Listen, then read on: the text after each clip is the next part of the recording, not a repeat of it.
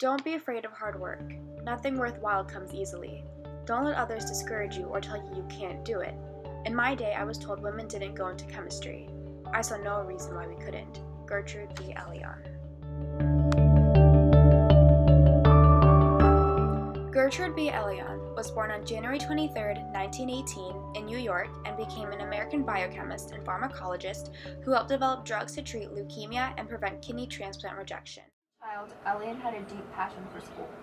She enjoyed all of her classes. Unfortunately, when she was younger, her grandfather passed away from cancer. However, this only deepened her interest in finding a cure. With her newfound knowledge, she attended Hunter's College at age 15 in 1933. This was an incredible feat for a girl during this time period. At this time, her father was financially unstable due to the stock market crash. Thankfully, she had exceptional grades and she was able to get into Hunter College, which was a free college. She decided to major in science, specifically chemistry. Elion's school days were tough because Hunter College was an all-girls school. Not only that, but most of her professors and her teachers did not believe that the girls were going to obtain the careers that they were hoping for. As a matter of fact, most women that did get a job during this time became teachers. Also, because of the Depression, Elion couldn't go to graduate school. Even though she couldn't go to graduate school, she became a renowned chemist during this time. Although Elion was a brilliant chemist, many laboratories refused to hire women as chemists due to men being favored over them. This, however, did not discourage Elion whatsoever. Being a woman in this era was very difficult because most jobs for women were traditional roles such as nursing, secretarial, or caring jobs. So it was very rare for a female chemist in this time period to receive some sort of living. The start of World War II later, however, brought upon more opportunities for women to gain more jobs, which greatly benefited Gertrude B Elion. Elion received her first authentic job at Bureau's Wellcome, which is now known today as GlaxoSmithKline. This job opened up for her a 40-year partnership with a man named Dr. George H. Hitchings. He saw the best in her and was impressed by her work.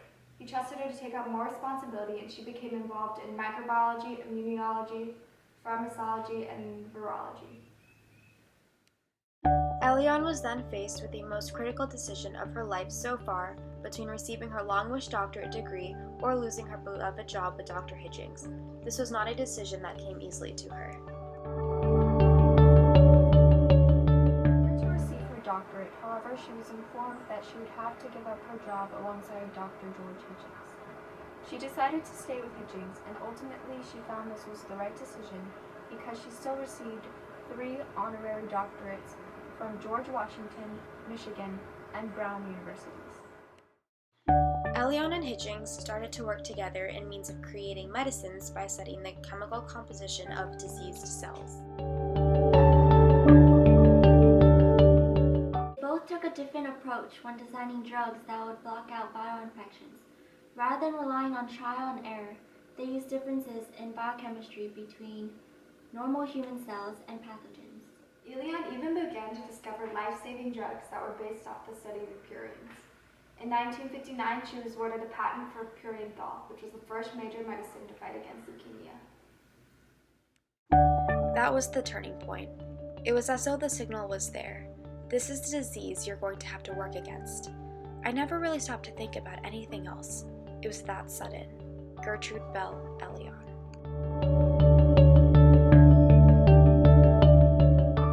Elion and Hitchings designed compounds that would interfere with the natural production of DNA in cells, which then interrupted cell growth. During their long collaboration of work together, they produced numerous amounts of effective drugs to treat many illnesses. The medicines they had developed were beneficial to patients with herpes, gout, leukemia, and malaria. Other medicines that they developed limited rejections to organ transplants, meningitis, and other bacterial infections. Elion was very dedicated to the field of chemistry, and she improved it throughout her career. This led to her many successes. Over the years, Elion's work became both her vocation and avocation. She was so focused on her work that she didn't have time herself to just relax. So she became an avid photographer and started traveling more. She greatly enjoyed ballets, concerts, and operas, which entertained her at times when she wasn't working. It is important to go into work you would like to do. Then it doesn't seem like work.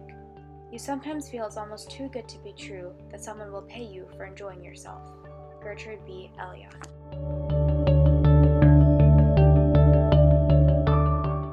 In 1967, Elion was promoted and appointed head of the Department of Experimental Therapy, which included sections of chemistry, enzymology, pharmacology, immunology, and virology, as well as a tissue culture laboratory. Elion became associated with the National Cancer Institute and served on one of its study sections. She also served on a number of advisory committees and on the board of scientific counselors for the Division of Cancer Treatment. She then became a member of the National Cancer Advisory Board. In 1988, her, Dr. Hitchings, and a man named Sir James W. Black worked together and were awarded the Nobel Prize for their discoveries on important principles in drug treatment. The advisory committees for the American Cancer Association, the Leukemia Society of America, and the Tropical Disease Division of the World Health Organization. She also participated as chairman of the steering committees for chemotherapy and leukemia. People ask me often whether the Nobel Prize was the thing you were aiming for all your life. And I say that would be crazy. Nobody would aim for a Nobel Prize because if you didn't get it, your whole life would be wasted. What we were aiming at was getting people well, and the satisfaction of that is much greater than any prize you can get. Gertrude B Elion.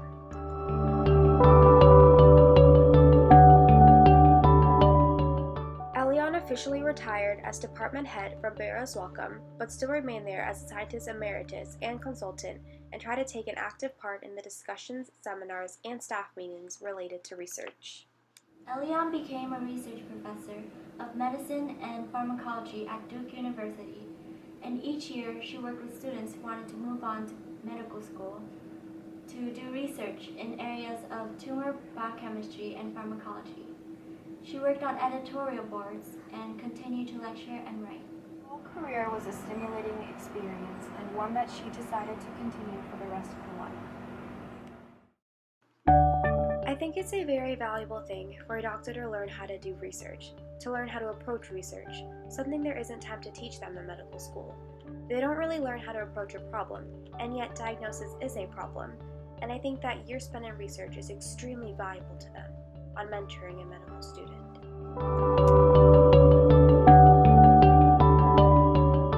Her whole career was very well-rounded, and her work in research is being shown to scientists for the benefit of future generations.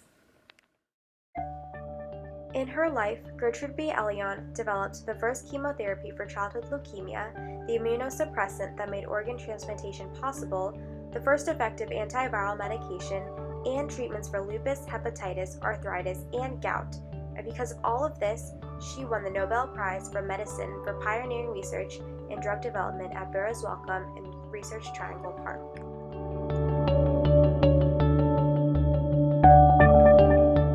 Maybe I was young and cute. After all, I was only 20 then.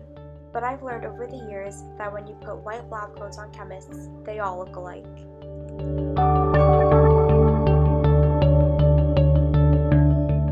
The Nobel Prize is fine, but the drugs I've developed are rewards in themselves. Gertrude B Elion. Gertrude B Elion died on February 21st, 1999 in Chapel Hill, North Carolina at the age of 81. She is widely known for breaking down sex barriers in the male-dominated world of scientific research, becoming one of the rare women to win a Nobel Prize.